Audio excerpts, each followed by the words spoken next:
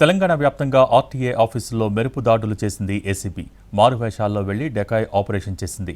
Lorry డ్రైవర్లుగా వేషం మార్చుకుని చెక్పోస్టుల దగ్గర అధికారుల పనితీరును పరిశీలించారు. అశ్వారావుపేట చెక్పోస్ట్ దగ్గరకు లారీ డ్రైవర్ల వేషంలో వెళ్లిన ఏసీబీ అధికారులను చెక్పోస్ట్ సిబ్బంది లంచం డిమాండ్ చేశారు.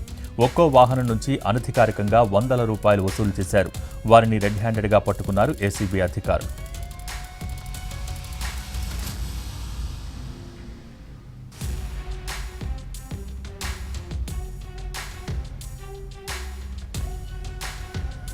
ఏకకాలంలో ఉమ్మడి 10 జిల్లాల పరిధిలోని చెక్పోస్టుల్లో తనిఖీలు చేశారు అధికారులు. 12 ఏళ్ల తర్వాత ఆర్టీఏ కార్యాలయాల్లో సోదాలు నిర్వహించారు.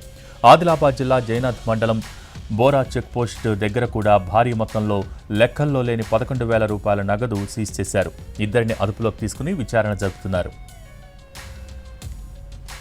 నిజామాబాద్ జిల్లా సాలురా మండలం అంతర్రాష్ట్ర చెక్పోస్టులను అవకతవకలు గుర్తించారు ఏసీబీ అధికారులు.